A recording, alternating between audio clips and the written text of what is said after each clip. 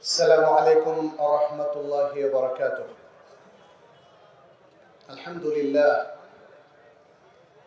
الذي خلق الموت والحياة ليبلوكم أيكم أحسن عملا وهو العزيز الغفور.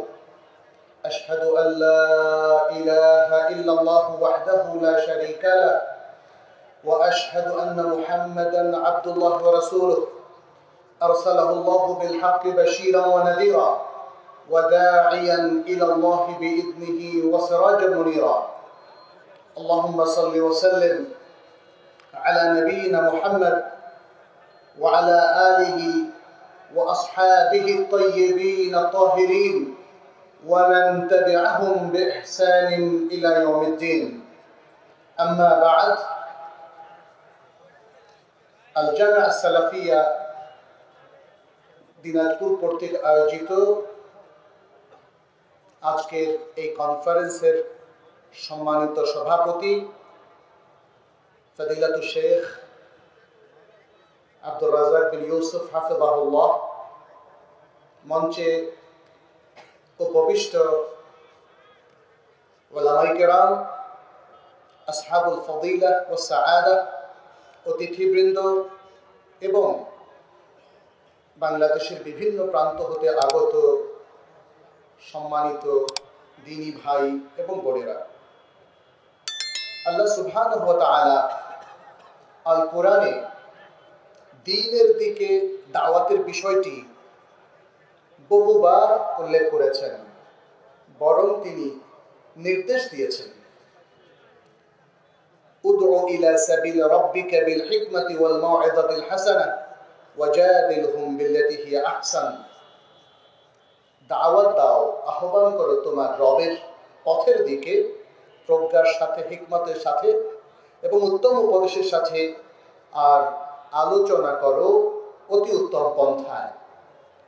আল্লাহ সুবহানাহু ওয়া তাআলা আরো বলেছেন, কুল হাযিহি সাবিলি আদউ ইলাল্লাহি আলা বাসীরা আনা ওয়া মান ইত্তাবা'আনি। বলো, এটি আমার পথ, আমি জ্ঞানের ভিত্তিতে, ইলমের উপর ভিত্তি করে আমি আহ্বান করি, দাওয়াত দেই, আমি এবং যারা আমার অনুসরণ করে। ওয়ামান আহসানু কাওলাম মিম্মান দাআ ইলাল্লাহি ওয়া আমিলা সালিহান ওয়া ক্বালা ইন্নানি মিনাল মুসলিমিন। বলো, ওই ব্যক্তির চাইতে উত্তম আর কে হতে পারে যে আল্লাহর দিকে আহ্বান করে এবং আমলে সালেহ করে আর বলে আমি আল্লাহর অনুগতদের অন্তর্ভুক্ত, মুসলিমদের অন্তর্ভুক্ত। আল কোরআনে এভাবে আল্লাহ সুবহানাহু ওয়া তাআলা দাওয়াতের গুরুত্বের উপর আরো অনেক বক্তব্য দিয়েছেন, আলোচনা পেশ করেছেন, দাওয়ার নির্দেশ তিনি জারি করেছেন এবং সেই দাওয়া যেন প্রজ্ঞাপূর্ণ হয়, ইলম ভিত্তিক হয় এবং সেটা যেন মন গড়া কোনো কিচ্ছা কাহিনী না হয়, সেটি তিনি বারবার বলে দিয়েছেন। এবং রাসূলুল্লাহ সাল্লাল্লাহু আলাইহি সাল্লামের পুরো দাওয়াতি জিন্দেগি আমাদের জন্য বিশাল দলিল। তিনি মক্কায় যখন গোপন দাওয়া শুরু করেন, এরপরে আল্লাহর নির্দেশে যখন প্রকাশ্য দাওয়া শুরু করেন এবং মদিনায় আসার পর সারা বিশ্বে তিনি দাওয়াকে ছড়িয়ে দিয়েছেন। এখন প্রশ্ন হচ্ছে, আমরা যে দাওয়ার কাজ করছি তাতে কি কোনো প্রতিবন্ধকতা আছে? এটাই আসলে আজকে আমাদের আলোচনার মূল বিষয়। রাসূলুল্লাহ সাল্লাল্লাহু আলাইহি ওয়াসাল্লামের যুগেও কি কোনো প্রতিবন্ধকতা ছিল? সাহাবায়ে কেরাম কোনো প্রতিবন্ধকতার মুখোমুখি হয়েছিলেন? কিংবা আজকে মুসলিমরা যেখানে বিভিন্ন দেশে, বিভিন্ন জায়গায় এবং আমাদের এই বাংলাদেশের বিভিন্ন জায়গায় আমরা যখন দাওয়াত দিতে যাচ্ছি, আমরা যখন আল্লাহর পথে মানুষকে আহ্বান করতে যাচ্ছি, আহ্বান করছি, তখন এতে কি কোনো প্রতিবন্ধকতা আছে কিনা, বাধা আছে কিনা, সমস্যা আছে কিনা? মূলত এটাই হচ্ছে আজকের মূল বিষয়। এটাকে আরবিতে বলা হয় আওয়ায়েক। আওয়ায়েক ফি তারিকিদ দাওয়া, দাওয়ার পথে প্রতিবন্ধকতা এবং সেগুলো থেকে উত্তরণের উপায়। মূলত প্রতিবন্ধকতাগুলোকে আমরা তুলে ধরব, উত্তরণের উপায় এটা বিশাল আরেকটা আলোচ্য বিষয়। হয়তো কিছু প্রাসঙ্গিকভাবে আসবে, কিন্তু আমরা প্রতিবন্ধকতাগুলোকেই এখানে তুলে ধরার চেষ্টা করব। আপনারা জানেন যে কোনো ক্ষেত্রে প্রতিবন্ধকতাকে দুভাগে ভাগ করা যায় এবং দাওয়ার ক্ষেত্র সেটা ব্যতিক্রম নয়। একটা হচ্ছে আভ্যন্তরীণ প্রতিবন্ধকতা, আরেকটা হচ্ছে বাহ্যিক অথবা বহির্গত প্রতিবন্ধকতা। আভ্যন্তরীণ প্রতিবন্ধকতা সেটা হচ্ছে দাওয়ার কাজ যিনি করছেন দাঁড়ির সাথে সংশ্লিষ্ট এবং দাওয়াতি কাজের সাথে সরাসরি সংশ্লিষ্ট যে প্রতিবন্ধকতাগুলো আছে সেটা হচ্ছে আভ্যন্তরীণ প্রতিবন্ধকতা। এগুলোকে বলা হয় আওয়ায়েদ দাখিলিয়া। এর পাশাপাশি রয়েছে বাহ্যিক কিছু প্রতিবন্ধকতা যেটি দায়ের নিজের সাথে সংশ্লিষ্ট নয় অথবা দাওয়াত কাজের সাথে সংশ্লিষ্ট নয়, এটি বাহিরের থেকে আরোপিত হতে পারে। বাইরের কেউ তার প্রতিবন্ধকতা সৃষ্টি করছে, কেউ তাকে বাধা দিচ্ছে। এটা হতে পারে কখনো সামাজিক পর্যায়ে, কখনো আন্তর্জাতিক পর্যায়ে, বিভিন্ন পর্যায় থেকে যে বাধাগুলো এসে থাকে সেগুলোকে আমরা আওয়ায়েদ খারিজিয়া অথবা বহির্গত বাহ্যিক আমরা প্রতিবন্ধকতাগুলো অভিহিত করব। তো আজকের আলোচনায় মূলত আমরা আভ্যন্তরীণ প্রতিবন্ধকতা নিয়ে আলোচনা করব। বিশেষ করে বাহ্যিক প্রতিবন্ধকতাগুলো সেগুলো অনেকগুলোই আমাদের অপসারণ করা সম্ভব হয়তো হয় না, এবং সেটা নিয়ে আসলে দাঁড়িদের জাতীয় পর্যায়ে বসতে হবে, ওলামায়ে কেরামকে রিসার্চ করতে হবে, ভাবতে হবে। কিন্তু যেগুলো আভ্যন্তরীণ প্রতিবন্ধকতা সেগুলো আমরা চেষ্টা করলে আমরা নিজেরাই দূর করতে পারি। আর দাড়ি কে হবেন? দাড়ি একজন আলেম হবেন, এটাই স্বাভাবিক। কিন্তু একজন সাধারণ মানুষ কি দাড়ি হতে পারেন? উত্তর হচ্ছে হ্যাঁ, তিনিও দাড়ি হতে পারেন, তবে ততটুকু দাওয়ার কাজ তিনি করবেন যতটুকুতে তার কাছে অথেন্টিক বিশুদ্ধ ইলম অর্জিত হয়েছে। কেননা রাসূলুল্লাহ সাল্লাল্লাহু আলাইহি ওয়াসাল্লাম বলেছেন, বাল্লিগু আন্নী ওয়ালাউ আয়া, আমার পক্ষ থেকে একটা আয়াত করে পৌঁছিয়ে দাও। তাতে বোঝা গেল যদি কোনো মুসলিমের কাছে তার আকীদা শুদ্ধ হয়, সে একজন প্র্যাকটিসিং আমলদার মুমিন হয়, মুসলিম হয়, তাহলে সে যতটুকু জ্ঞান অর্জন করেছে ততটুকু জ্ঞান মানুষের কাছে পৌঁছে দেওয়ার দায়িত্ব তার উপর আরোপিত হয়। এটা তার উপর ফরজ, সে পুরুষ হোক আর নারী হোক। কিন্তু একটা কমন কথা আমাদেরকে মনে রাখতে হবে, দাওয়ার জন্য অবশ্যই ইলম লাগবে। ইলম যদি না থাকে, অজ্ঞতার উপর ভিত্তি করে, কিসসা কাহিনীর উপর ভিত্তি করে দাওয়াতি কাজ করা যাবে না। ইসলামের উপর কথা বলতে হলে প্রত্যেকটা পয়েন্টের উপর, প্রত্যেকটা বিষয়ের উপর আপনার পর্যাপ্ত বিশুদ্ধ ইলম অর্জন করতে হবে। আচ্ছা, এবার আমরা একটু সংক্ষেপে আলোচনা করব। তাহলে আমরা যে আভ্যন্তরীণ কারণ প্রতিবন্ধকতাগুলো বললাম দাওয়াতি কাজের ক্ষেত্রে, সেগুলো কি? আমি বেশ কিছু প্রতিবন্ধকতা আপনাদের সামনে তুলে ধরছি, প্রয়োজনে কেউ কেউ নোটও করতে পারেন অথবা মনে রাখতে পারেন। প্রথম হচ্ছে দায়ীদের সংখ্যা কমে যাওয়া। প্রকৃত মুহাক্কিক, বিদ্বান, ইলম যাদের আছে এমন দায়ীদের সংখ্যা কমে যাওয়া, ফলে দাওয়াতি কাজ কমে যায়, মুসলিমদের মধ্যে ইলমের প্রচার প্রসার কমে যায়। তাহলে দায়ীদের সংখ্যা বাড়াতে হবে। আজকাল দেখি যে আমাদের অনেক ভাইয়েরা, বোনেরা বা আমাদের অভিভাবকেরা তারা সন্তানদেরকে ডাক্তার বানাতে চায়, ইঞ্জিনিয়ার বানাতে চায়, অথবা জাগতিক কোনো পেশায় তারা স্বপ্ন দেখে যে আমার ছেলে অনেক টাকা ইনকাম করবে, ব্যবসায়ী হবে, এ হবে, সে হবে। কজন বাবা মা তার সন্তানকে দায়ীর আল্লাহ বানাতে চান? যদি আপনি বানাতে চান তাহলে তো দায়ীদের সংখ্যা বাড়বে। অতএব দায়ীদের সংখ্যা প্রয়োজনের তুলনায় যথেষ্ট কম থাকায় দাওয়াতের একটা বড় প্রতিবন্ধকতা তৈরি হচ্ছে। আপনি আপনাদের দিনাজপুরের কথাই বলেন না, এখানে কোনো দাওয়াতি অনুষ্ঠান, কনফারেন্সের ব্যবস্থা করতে হলে আপনাকে বাইরের থেকে প্রচুর লোকজন আনতে হয়। আপনাদের লোকাল দায়ী কয়জন আছে এবং কয়জন আপনারা বানানোর প্ল্যান করছেন? প্রত্যেকটা গ্রামে, প্রত্যেকটা ইউনিয়নে, প্রত্যেকটা থানায়, প্রত্যেকটা মহকুমায়, উপজেলায় আপনাদের দায়ী সংখ্যা বাড়াতে হবে। সুতরাং দায়ী সংখ্যা কম হওয়া একটা বড় ধরনের সমস্যা। দ্বিতীয় সমস্যা হচ্ছে দাওয়াত মানে কি? দাওয়াত মানে কি, এই বুঝের মধ্যে কিছু ত্রুটি আছে। অনেক ইসলামী সংগঠন দাওয়াত দিয়ে থাকে, দাওয়াত দেয় কি না বলেন? অনেক ইসলামী সংগঠন দাওয়াতি কাজ করে থাকে। তাহলে তারা কিসের দিকে দাওয়াত দেয়? দলের দিকে দাওয়াত দেয় না দ্বীনের দিকে দাওয়াত দেয়? এটা দেখার বিষয় আছে। তাহলে দাঁড়ির প্রধান বৈশিষ্ট্য হবে তিনি দ্বীনের দিকে দাওয়াত দিবেন, দলের দিকে নয়। কারণ দলের দিকে দাওয়াত মানুষের মধ্যে তাহাজ্জুব, দলাদলি তৈরি করে, হিংসা হানাহানি তৈরি করে। আর আমাদের সবারই উদ্দেশ্য হচ্ছে দ্বীনকে অনুসরণ করা, দ্বীনকে বোঝা এবং দ্বীনের আমল করা। সুতরাং আমাদেরকে দ্বীনের দিকে দাওয়াত দিতে হবে, অন্যথায় দলের দিকে দাওয়াত দিলে এটা দ্বীনের দিকে দাওয়াত বলে গণ্য হবে না। আচ্ছা, 3 নম্বর হচ্ছে দাওয়াতের যে ব্যাপক অর্থ আছে সেটাকে আমরা সংকীর্ণ করে ফেলি। আল্লাহ সুবহানাহু ওয়া তাআলা কোরআনে বলেন, কুল্লু হিজবিন বিমা লাদাইহিম ফারিহুন। প্রত্যেক দল তার নিজের চিন্তা চেতনা বা যা কিছু আছে সেটা নিয়ে সন্তুষ্ট। অতএব বাংলাদেশের প্রেক্ষাপটে বিভিন্ন দলের দাওয়াতি কাজের ক্ষেত্রে আমরা এই সংকীর্ণতা দেখি।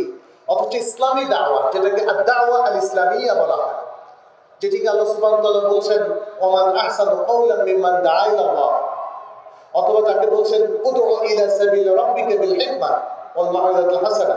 এই যে দাওয়ার কথা বলছেন, এটা কোন দাওয়া? এটা কি সংকীর্ণ দাওয়া নাকি ব্যাপক দাওয়ার কথা আপনি বলছেন? ইসলাম যতটা ব্যাপক, আপনার আমার দাওয়াটা ততটাই ব্যাপক হতে হবে।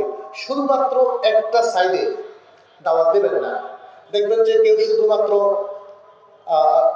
যারা সুফি তরিকার তাদের ভাষা যেটা তাজকিয়াতুন নাফস, তারা সে দাওয়াগুলো দিচ্ছে। যারা অতিমাত্রায় রাজনৈতিক বিষয়গুলোর উপর মাথা ঘামান, তারা রাজনৈতিক দাওয়াটাকে ইসলামের মেইন দাওয়া হিসাবে চিহ্নিত করছেন। অথচ কোরআনের আসল অর্থ বোঝা, মাকাসিদ বোঝা, হাদিসের মাকাসিদ বোঝা এবং জীবনের মূল লক্ষ্য বোঝা, ইবাদতের মূল উদ্দিষ্ট অর্থ হৃদয়ঙ্গম করা, এই যে বিষয়গুলো, এগুলো মানুষ অনেক সময় ইগনোর করে যায়। যেমন দাওয়ার মধ্যে 1 নম্বর বিষয়টা কি? লা ইলাহা ইল্লাল্লাহ দাওয়া দেওয়া, তথা তাওহীদের দাওয়া দেওয়া, তাওহীদুল উলুহিয়্যাহ, তাওহীদুর রুবুবিয়্যাহ, আল আসমা ওয়াস সিফাত, এগুলোকে সঠিকভাবে বোঝা এবং বুঝে জীবনটাকে শুরু করা, তাওহীদকে প্রতিষ্ঠিত করে দেওয়া শুরু করা, এটা হচ্ছে দাওয়ার সবচেয়ে ব্যাপক অর্থ। অথচ এই অর্থটা অনেকের কাছেই অনুপস্থিত। ফলে দাওয়া হচ্ছে অনেক, কিন্তু সঠিক ইসলামে দাওয়া হচ্ছে না। এটি একটা প্রতিবন্ধকতা। আচ্ছা, এরপরে আরেকটি বিষয় হচ্ছে ইলমুদ দাওয়া। এটা একটা শাস্ত্র, ইলমুদ দাওয়া, দাওয়া শাস্ত্র, অর্থাৎ দাওয়া একটা আর্ট, একটা পদ্ধতি। ফলে দাড়িকে সেই শাস্ত্রের মধ্যে তাকে পাণ্ডিত্য দিয়ে, তাকে জ্ঞান দিয়ে তৈরি করতে হবে। এই জিনিসটা কিন্তু হয়ে উঠছে না। প্রত্যেকে নিজের মন মতো করে দাওয়ার কাজ করছেন। ফলে খুব সঙ্গতিপূর্ণ, স্কিলড, দক্ষতাপূর্ণ দাওয়ার কাজটা আমরা হারাচ্ছি। আচ্ছা, এরপরে আরেকটি হচ্ছে আল্লাহ সুবহানাহু ওয়া তাআলার কিছু সিস্টেম আছে, যে সিস্টেমটা পরিপালন করলে সাফল্য পাওয়া যায়। সেই সিস্টেমগুলো দেখা যাচ্ছে দায়ের বা দাওয়াতি কাজের মধ্যে নেই, দায়ের মধ্যেও নেই, দাওয়াতি কাজের মধ্যেও নেই।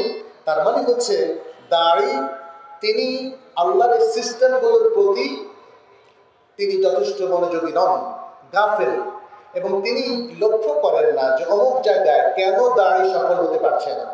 এই যে আপনারা দেখেন বিভিন্ন মাহফিলে কাদা ছোড়াছড়ি হচ্ছে, এটাও তো দাওয়ার কাজ। এর মধ্য দিয়ে দেখা যাচ্ছে একদল মানুষ, শিক্ষিত মানুষ, তারা এর প্রতি বিরাগ ভাজন হয়ে যাচ্ছে, বলছে এটা কি, মানুষ কেন একে অপরের প্রতি এত কাদা ছোড়াছড়ি করবে? অন্যদের যে ভুলগুলো হচ্ছে সে ভুল থেকে শিক্ষা নেওয়া, যারা দাওয়াতি ক্ষেত্রে সফল তাদের থেকে দক্ষতা নেওয়া, অভিজ্ঞতা নেওয়া, এই জিনিসগুলোর প্রতি গুরুত্ব না দেওয়ার কারণে দাওয়ার ক্ষেত্রে বেশ কিছু প্রতিবন্ধকতা তৈরি হচ্ছে। আচ্ছা, এরপরে পঞ্চম বা ষষ্ঠ যে প্রতিবন্ধকতা, সেটি হচ্ছে অজ্ঞতা। সেটি হচ্ছে যথেষ্ট জ্ঞান না থাকা, সচেতনতা না থাকা। একজন দাঁড়ি তিনি জাহালাত থেকে মুক্ত হবেন, তিনি যা বলবেন জেনে বলবেন, তিনি অজ্ঞতা প্রসূত কোনো কথা বলবেন না। যেটা জানেন না সেটা সাহসিকতার সাথে বলবেন, লা আদ্রি, আমি জানি না, আমি জেনে আপনাকে জানাবো। কিন্তু এখন দেখবেন যে অনেক দাঁড়িয়ে আছে যাদেরকে আপনি যত প্রশ্ন করেন সবটার উত্তর পাবেন, কিন্তু উত্তরগুলো সঠিক কিনা এটা দেখার বিষয় আছে। আমরা জানি যে আমাদের সালাফের মধ্যে অনেক আলেমগণ তারা কথায় কথায় লা আদরি বলতেন, কারণ তিনি জানতেন না। না জানলে আমি জানি কি করে বলবেন। ইমাম মালিক রাহিমাহুল্লাহ, প্রখ্যাত ইমাম, আপনারা জানেন, ইমাম ও দারুল হিজরা তাকে বলা হয়। দারুল হিজরা তথা মদিনার ইমাম ছিলেন। তাকে 40টা প্রশ্ন করা হয়েছিল, তিনি 36টা প্রশ্নের উত্তরে বলেছিলেন লা আদরি, আমি জানি না। এই আমি জানি না বলার মধ্যে কিন্তু কোনো লজ্জা নেই, কিন্তু ভুল বলার মধ্যে লজ্জা আছে। ফলে মানুষ আপনার কাছ থেকে কি শিখবে যদি আপনি ভুল উত্তর দেন? মানুষ আপনার কাছ থেকে ভুলটাই তো শিখবে, কিন্তু একজন দাঁড়ির কাছে এটা কখনো আশা করা যায় না যে আমরা ভুল শিখব। তিনি সত্য বলবেন, সঠিক বলবেন, যা জানবেন তা বলবেন, যা জানেন না তা বলবেন না, এবং বলবেন জেনে জানাবেন। আচ্ছা, এরপরে যে প্রতিবন্ধকটি এটি ভয়াবহ, সেটি হচ্ছে এলেম একরকম, কথা আরেক রকম। এলেম একরকম, আমল আরেক রকম। এলেম আর আমলের মধ্যে সঙ্গতি না রাখা। একজন দাঈ, তার অনেক জ্ঞান আছে কিন্তু তিনি আমল করেন না। অনেক দাঁড়িয়ে আছেন, তিনি সহি এলেমটাকে জানেন, সহি আকীদাটাকে বোঝেন, কিন্তু তিনি তার অবস্থান সহি আকীদার বিরুদ্ধে। অনেক আলেম দেখবেন যে কোনো ইস্যুতে কোরআন সুন্নাহ ভালো করে জানেন, কিন্তু অনেক ক্ষেত্রে আমরা দেখি তিনি জানার পরেও বলেন কি যে সমাজের অধিকাংশ মানুষ যে আমল করে আমরাও সে আমলের পক্ষে কথা বলবো। সমাজের অধিকাংশ মানুষ যে যা করে আমরা তার বিরুদ্ধে যাব না, তাহলে ফিতনা হবে। এটা কি সঠিক হবে? রাসূলুল্লাহ সাল্লাল্লাহু আলাইহি ওয়াসাল্লাম যখন জাহিলি সমাজে এসেছিলেন, তখন সমাজের সবাই কি এলেমের উপর ছিলেন? তখন সবাই কি হিদায়াতের উপর ছিলেন? তখন সবাই কি সত্যের উপর ছিলেন? তাহলে তিনি যে সত্যটা প্রকাশ করলেন, ফিতনা তো শুরু হয়ে গেল। তাহলে সব ফিতনা থেকে আপনি নিজেকে মুক্ত রাখবেন এটা জরুরি নয়। সত্য কথা বলতেই হবে, সত্য পথে চলতেই হবে, সত্য আমল করতেই হবে, সহি ইলম অর্জন করতেই হবে, এবং বিশুদ্ধ আকীদা অর্জন করতে হবে। এটা নিয়ে যদি কেউ মনে করেন যে ফিতনা হচ্ছে, সেটা গ্রহণযোগ্য নয়। বরং ধারণা যদি আমাদের থাকে যে সত্য কথা আজকে যদি আমি বলি বড় ফিতনা হবে, অতএব আমি আজকে মিথ্যা কথা বলবো, তাহলে কি হলো? দাওয়ার ক্ষেত্রে এটা বড় ধরনের একটা প্রতিবন্ধকতা, এটা আমাদেরকে বুঝতে হবে। আরেকটি বিষয় হচ্ছে, আমরা দাওয়ার ক্ষেত্রে এটাকে বলা হয় প্রায়োরিটি নলেজ, ফিকহুল আউলাউইয়া, দ্য নলেজ অফ প্রায়োরিটি। কোনটা সবচেয়ে জরুরি, তারপর কোনটা, তারপর কোনটা, এটাতে গন্ডগোল হয়ে যাওয়া। এটা ইলমের ক্ষেত্রে হতে পারে, আমলের ক্ষেত্রে হতে পারে। যেমন ধরেন, আমরা যদি বলি ইলমের ক্ষেত্রে, আমার জানার ক্ষেত্রে কোনটা প্রথম জানতে হবে?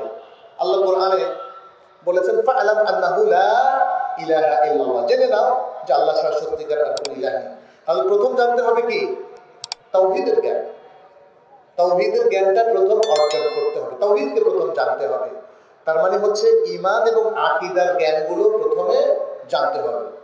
ঈমান এবং আকীদার মৌলিক জরুরি জ্ঞানগুলো আগে জানতে হবে, সূক্ষ্ম বিষয়গুলো না। ঈমান এবং আকীদার জরুরি জ্ঞানগুলো আগে জানতে হবে, তারপরে ঈমানের অন্যান্য রোকন, এবং তারপরে জানতে হবে ইবাদতের মৌলিক বিষয়গুলো, এবং তারপরে জানতে হবে হালাল হারামের জ্ঞান, এবং তারপর জানতে হবে আখলাক। এইটা একটা প্রায়োরিটি। এখন আপনি তাওহীদের জ্ঞান ভালো করে না জেনে প্রথম জানার চেষ্টা করলেন খাওয়ার আদব, এবং আরো জানলেন কি যে মিষ্টি খাওয়ার সুন্নাত, তাই না? আমাদের দেশে এরকম অনেক শোনা যায় যে মিষ্টি খাওয়ার সুন্নাত, আরে অন্য সুন্নতের কোনো খবর নাই, আর আপনি মিষ্টি খাওয়ার সুন্নাত, কারণ মিষ্টির প্রতি আপনার একটা লোভ আছে, একটা আকর্ষণ আছে। এটা ঠিক হলো না। আমাদের সমাজে দেখবেন অধিকাংশ মুসলিম মানুষেরা এবং অনেকগুলো ইসলামী সংগঠন তারা ঈমান আকীদাকে ফার্স্ট প্রায়োরিটি দেয় না, প্রথম গুরুত্বটা দেয় না। আপনি যদি এই যে ফিকহ নিয়ে দেখেন অনেকেই ঝগড়া করছেন, বিবাদ করছেন, সালাতের মধ্যে আমি রাফুল ইয়াদাইন করবো কি করবো না, জোরে আমিন বলবো কি বলবো না, সেটা নিয়ে বিশাল ঝগড়া হয়ে যাচ্ছে, মসজিদে মসজিদে মারামারি পর্যন্ত দেখা দিচ্ছে। অথচ দেখেন গিয়ে সে কিন্তু শিরক মুক্ত হতে পারে নাই, সে তাওহীদের বিশুদ্ধ জ্ঞান অর্জন করতে পারে নাই। তাওহীদকে কোন কোন আমল, কোন কোন আকীদা নষ্ট করে দেয়, সেই জ্ঞানটা সে অর্জন করতে পারেনি। তাহলে এই ধরনের মানুষ কিভাবে সমাজ সংস্কার করবে, কিভাবে পরিবারকে গড়বে, নিজেকে গড়বে, কিভাবে রাষ্ট্রকে গড়বে, কিভাবে মুসলিম উম্মাকে পথ দেখাবে। তাহলে এই প্রায়োরিটিটা দাঁড়িদেরকে বুঝতে হবে। একজন দাঁড়ি তিনি এই প্রায়োরিটির ভিত্তিতে কাজ করবেন। তাহলে এটাকে বলা ফিকুল আউলাবিয়াত। আপনি যেমন সালাত শেখাচ্ছেন একজনকে, তাকে প্রথম কি শেখাবেন? সুন্নাত মুস্তাহাব আগে শেখাবেন না ফরজ শেখাবেন আগে? ফরজ শেখাবেন আগে। তাহলে সালাতের কয়টা ফরজ এবং ওয়াজিব এগুলো যেন তিনি নিখুঁতভাবে পালন করতে পারেন। যদি পালন না করেন তাহলে রাসূল সাল্লাল্লাহু আলাইহি ওয়াসাল্লাম সেই বিখ্যাত হাদিসটা আপনারা জানেন, হাদিসুল মুসিই সালাতাহু, সেখানে তিনি বারবার ওই সাহাবীকে বললেন, কুম ওয়ারজি' ফাসাল্লি ফাইন্নাকা লাম তুসাল্লি, তুমি দাও, তুমি আবার সালাতে ফিরে যাও, সালাত পড়ো, কারণ তোমার সালাত হয়নি। কি সমস্যা হয়েছিল তার সমস্যা হয়েছিল সে ফরজ আমলগুলো ঠিক মতো করতে পারেনি। কারণ সুন্নাত মুস্তাহাব যেগুলো আছে সেগুলো দুই একটা যদি ছুটে যায় আপনার সালাত শুদ্ধ হবে, কিন্তু ফরজ ছুটে গেলে সালাত শুদ্ধ হবে না। হজের মধ্যে আপনি দেখেন, হজের যে রোকনগুলো আছে, যে 4টা রোকন আছে মৌলিক, এর মধ্যে যে কোনো একটা না করে যদি আপনি দেশে ফেরত আসেন আপনার হজ হয়নি। যে কোনো কাজের ক্ষেত্রে এই প্রায়োরিটিটা বুঝতে হবে। হালাল হারামের মধ্যে আপনাকে অবশ্যই হারামকে বর্জন করতে হবে। এভাবে আমরা আমাদের প্রায়োরিটি নির্ধারণ করে যদি দাওয়াত দেই তাহলে দেখা যাবে যে মানুষ শিক্ষিত হবে, মানুষ দিনদারিটা শিখবে, মানুষ শুরুতে সবচেয়ে জরুরি জ্ঞানগুলো শিখে নিজেকে ধীরে ধীরে প্রকৃত মুমিন এবং মুসলিম হিসাবে গড়ে তুলবে। আচ্ছা, আরেকটা জিনিস হচ্ছে যেটা একটা বড় ধরনের প্রতিবন্ধকতা এবং আজকে যেটা আমরা অনেক বেশি করে দেখতে পাচ্ছি, সেটা হচ্ছে দাড়িদের মধ্যে লাগালাগি, হানাহানি। দাড়িরা একে অপরকে রিফিউট করা, একে অপরকে গালমন্দ করা, অনেক সময় তাফসিক এবং তাকদীর কিংবা তাকফির করা। এই মাহফিলের মধ্যে আপনারা দেখবেন কেউ কাউকে কাফের বলছে, ফাসিক বলছে, বেদাতি বলছে। যাকে বলছে সে কি আর চুপ থাকবে বলেন? তিনি আরো জোরে বলছেন। এভাবে জেদ তৈরি হচ্ছে, সমাজের মধ্যে হানাহানি, সংঘাত তৈরি হচ্ছে, আর সাধারণ মানুষগুলো এই দাড়িদের এই কাণ্ড দেখে হাসছে, উপহাস করছে যে এইটা নাকি ইসলামিক দাওয়া। অতএব আমাদের সকলকে সাবধান থাকতে হবে যেন দাওয়াতি কাজ করতে গিয়ে আমরা একে অপরকে শত্রু বানিয়ে না ফেলি। কারণ দাওয়াত হচ্ছে নাসিহা, দাওয়াত হচ্ছে ইলম। পৃথিবীতে সবচেয়ে সুন্দর হচ্ছে ইলম। আপনি দেখেন জ্ঞানের কথা যখন আপনি শুনবেন, জ্ঞানের সাথে যদি আপনি কানেক্টেড হন, জ্ঞান যদি আপনার পছন্দনীয় বস্তু হয়ে থাকে, আপনি মুগ্ধ হয়ে শুনবেন। মদিনা ইউনিভার্সিটিতে যখন আমরা আমাদের অনেক উস্তাদের কখনো হালাকায় কখনো ক্লাসরুমে তাদের জ্ঞানগর্ভ আলোচনা শুনতাম, 1 ঘন্টা যে কখন কেটে যেত আমরা টের পেতাম না। এর কারণটা কি? তারা জ্ঞানের কথা বলতেন, দ্বিখাত জ্ঞানের কথা, সুন্দর কথা। জ্ঞান নিজেই সুন্দর। অতএব জ্ঞানের কথা, দাওয়াতের কথা এভাবে যদি মানুষের কাছে উপস্থাপন করা হয়, মানুষ সেখান থেকে নেবে। আর যদি আপনি জ্ঞানের কথা গালমন্দ সহকারে বাজেভাবে উপস্থাপন করেন, যাতে পরস্পরের প্রতি ঘৃণা বিদ্বেষ তৈরি হয়, তাহলে মানুষ আপনার কাছে জ্ঞান শিখবে না, শিখবে হানাহানি, শিখবে ঘৃণা, শিখবে বিদ্বেষ। সে আপনার কাছ থেকে বের হয়ে অন্য মানুষের উপর চড়াও হবে, অন্যকে মারবে, ধরবে, গালিগালাজ করবে। এটা তো দাওয়ার ফসল হতে পারে না। এটা তো আমরা দাওয়ার মাধ্যমে চাচ্ছি না। আমরা দাওয়া দেওয়ার মাধ্যমে চাচ্ছি যে আমরা যেভাবে ভালো হওয়ার জন্য চেষ্টা করছি, যারা আমাদের কাছ থেকে কথা শুনে তারাও সেভাবে ভালো মানুষ হিসাবে গণ্য হবে ইনশাআল্লাহ। আচ্ছা, এরপর হলো আরেকটা বিষয়। আপনারা লক্ষ্য করছেন ইসলামের 2টো এরিয়া। একটা এরিয়া হচ্ছে আল্লাহ তাআলা খুবই স্পষ্টভাবে বলে দিয়েছেন এবং তার রাসূল সাল্লাল্লাহু আলাইহি ওয়াসাল্লাম, এখানে কোনো ইখতিলাফ করা যাবে না। সালাত দৈনন্দিন কয় ওয়াক্ত? 5 ওয়াক্ত। কোনো ইখতিলাফ করা যাবে? যোহরের নামাজ মুকিম অবস্থায় কয় রাকাত পড়ি আমরা? 4 রাকাত। কোনো ইখতিলাফ করা যাবে? এভাবে দেখেন কোরআন আল্লাহর কিতাব, কোনো ইখতিলাফ করা যাবে না। হাদিস রাসূলুল্লাহ সাল্লাল্লাহু আলাইহি ওয়াসাল্লামের, রাসূল সাল্লাল্লাহু আলাইহি ওয়াসাল্লামকে দেওয়া আল্লাহর ওয়াহী, কোনো ইখতিলাফ করা যাবে না। যদিও আজকাল মুনকিরিনে হাদিস একদল বের হয়েছে যারা মূলত ইসলামকে ধ্বংস করে দেওয়ার পায় তারা করছে। তাহলে ইসলামের একটা এরিয়া হচ্ছে যেখানে কোনো দ্বিমত পোষণ করা যাবে না। কিন্তু আরেকটা এরিয়া আছে, আল্লাহ সুবহানাহু ওয়া তাআলাই একটা সুযোগ তৈরি করে দিয়েছেন যে এখানে ইখতিলাফ করা যাবে। কোরআনের মুশতারাক শব্দগুলো, কোরআনের ফিকহি মাসআলার শব্দগুলো, যেমন ফাতাহরিরু রাকাবাতিন মুমিনা, আরেক জায়গায় ফাতাহরিরু রাকাবা বলেছেন, দাস আজাদ করে দেওয়ার কথা বলেছেন। কোথাও মোমেন বলেছেন, মোমেন দাস, কোথাও দাস। এখন উলামায়ে কেরাম বলেছেন যেখানে শুধু দাস বলেছেন সেখানেও কি মোমেন দাস হবে? ইখতিলাফ হলো কি হলো না? হলো। পুরুষ শব্দটার অর্থ কখনো তোহর, কখনো হায়েজ। এভাবে আল কোরআনে অনেক শব্দ আছে যেখানে যার অর্থ নিয়ে, তাফসীর নিয়ে উলামায়ে কেরামের মধ্যে ইখতিলাফ সেই সাহাবাদের যুগ থেকে আজ পর্যন্ত। রাসূল সাল্লাল্লাহু আলাইহি ওয়াসাল্লামের হাদিসের ব্যাখ্যা নিয়েও কিন্তু আমাদেরই অনেক সালাফ ইখতিলাফ করেছেন, অনেক উলামায়ে কেরাম ইখতিলাফ করেছেন। এই ইখতিলাফটা জায়েজ। তার মানে কিছু এরিয়া আছে যেখানে ইজতিহাদ এবং গবেষণা করা যায়, যেখানে ইজতিহাদ এবং গবেষণা করা যায় সেখানে ইখতিলাফও করা যায়। এটা মনে রাখবেন, একটা কায়দা। আবার যেখানে ইখতিলাফ করা যায় সেখানে ইজতিহাদ করা যায়। আরেকটা নিয়ম আছে, আমার ইজতিহাদ আরেকজন আলেমের ইজতিহাদকে নষ্ট করতে পারে না। তার ইজতিহাদ তার জন্য, আমার ইজতিহাদ আমার জন্য।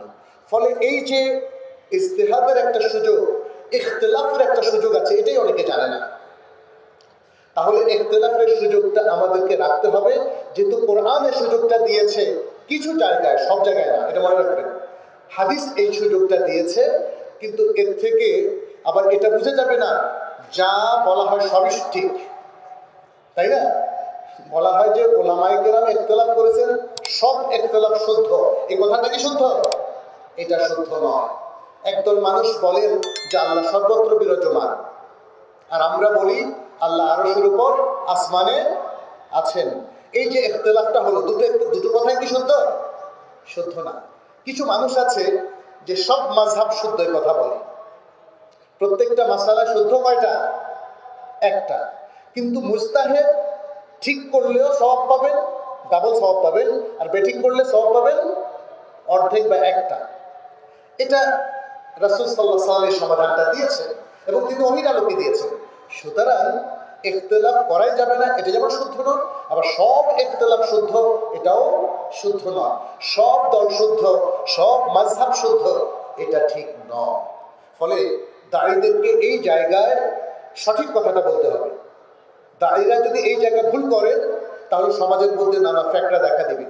কোনো ইখতিলাফের সুযোগ না রাখলে সেটা যেমন প্রবলেম, সবাইকে যদি বলেন সঠিক আছে, শিয়াও সঠিক, অমুক সঠিক, মুতাজিলা সঠিক, জাবারিয়ারা সঠিক, কাদারিয়ারা সঠিক, সমস্ত ফিরকা সঠিক, কথা বললে আসলে ইসলামের সঠিক অস্তিত্ব আর থাকে না।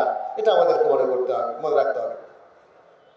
আচ্ছা, আমি এরপরে একটু দ্রুত যাই, জাস্ট কারণগুলো বলে যাই, কারণ সময় খুব কম, অল্প সময়ের মধ্যে শেষ করতে হবে। আরেকটি হচ্ছে, দায়ীরা যদি টাকার দিকে অথবা বৈষয়িক সহায় সম্পত্তির দিকে অতিমাত্রায় ঝুঁকে যান তাহলে কিন্তু দাওয়াটা পণ্ড হয়ে যাবে।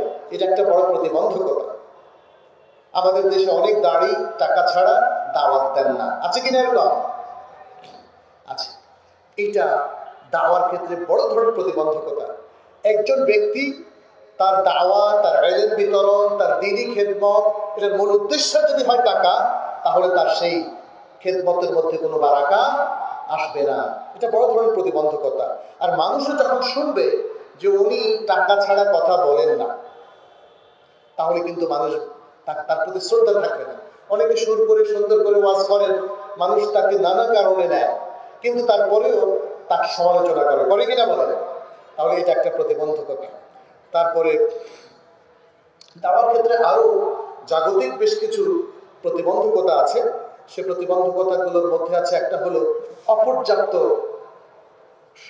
সম্পত্তি থাকা বা সম্পদ থাকা। দাওয়ার কাজের জন্য যে পরিমাণ বাজেট দরকার সেই পরিমাণ বাজেট নাই। অতএব এই দিকে আমাদের ধনী সচ্ছল যে সমস্ত মুসলিম ভাই বোনেরা আছেন তাদের দৃষ্টি আকর্ষণ করছি, আপনারা এক একজন দাঁড়ির পৃষ্ঠপোষকতা দান করবেন। তার নানা রকমের পৃষ্ঠপোষকতা দরকার হয়। আপনি যদি পৃষ্ঠপোষকতা বাড়ান, দাওয়ার কাজটা সুন্দর হবে। এই যে এই বিশাল প্যান্ডেল, এর খরচ আছে, এগুলোর পেছনে অনেক খরচ আছে। তাহলে আমাদের সবাইকে যার যতটা সম্বল আছে সেটা নিয়ে এগিয়ে আসতে হবে, তাহলে একটা কনফারেন্স সফল হতে পারে, একটা দাওয়া সফল হতে পারে। দাওয়ার ক্ষেত্রে ব্যক্তিগত পর্যায়ে আরও বেশ কিছু কারণ আছে, আমি সেগুলো উল্লেখ করছি। একটা হচ্ছে দায়ীর জীবন ধারণ, তিনি কোন ধরনের জীবন পদ্ধতি অবলম্বন করছেন, তার কথা কাজে মিল আছে কিনা, তিনি আখলাকি যে নৈতিকতা সেটা রক্ষা করেন কিনা, তার আচরণ সুন্দর কিনা, মানুষের সাথে তিনি বিনয়ের সাথে কথা বলেন কিনা, নাকি দম্ভ সহকারে কথা বলেন, তিনি কি নিজের গুণগান বেশি গান কিনা, তাই না? এই বিষয়গুলো কিন্তু দেখতে হবে, কারণ একজন দাড়িকে আমরা রোল মডেল এবং আদর্শ হিসাবে দেখতে চাই। ওই জায়গাটা যদি নষ্ট হয়ে যায় তাহলে ওই ব্যক্তির দাওয়া কোনো কাজে আসে না। দ্বিতীয় হচ্ছে আরেকটা বিষয়, সেটা হচ্ছে অনেক সময় দেখা যায় নানা কারণে দাওয়াতি কাজে ছেদ পড়ে, দাড়ি ঠিক মতো কাজ করেন না। এই কাজ না করার পেছনে অনেক কারণ থাকতে পারে, তার ব্যক্তিগত কারণও থাকতে পারে, তার অলসতা, অথবা তিনি যথেষ্ট পরিমাণে টাকা না পাওয়ার কারণে তিনি বলছেন যে না, আমি ওই এরিয়া যাব না, এখানে কথা বলবো না।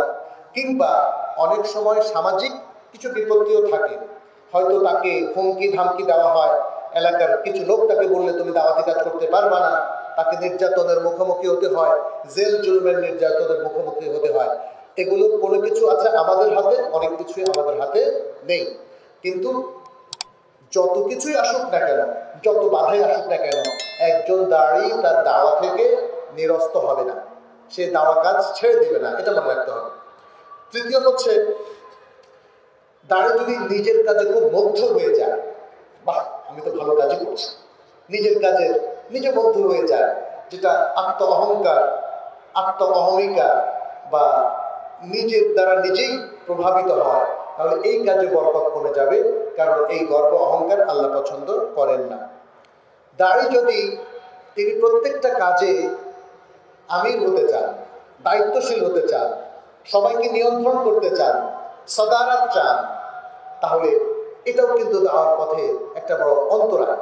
অনেক দাড়ি যিনি প্রাজ্ঞবিজ্ঞ, হয়তো বা তার দুনিয়ার প্রতি লোভ আছে, পদবীর প্রতি লোভ আছে, এগুলো দাওয়ার পথ ক্ষেত্রে বড় ধরনের অন্তরায়।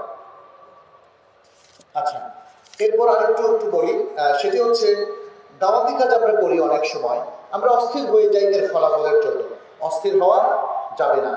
আমরা দেখি যে অনেক মানুষ অস্থির হয়ে শেষ পর্যন্ত দ্রুত, যেমন ইসলাম প্রতিষ্ঠা করার সে একটা আন্দোলনে সম্পৃক্ত হতে চায়, তখন সে অনেক সময় জঙ্গি কোনো সংগঠনের সাথেও সম্পৃক্ত হয়ে পড়ে, কারণ সে তার তর্স হয়েছে না, এতদিন হয়ে গেল কেন পারছি না, তাহলে অন্য কোনো ভিন্ন পন্থায় আমরা পারি কিনা। এটা ঠিক নয়।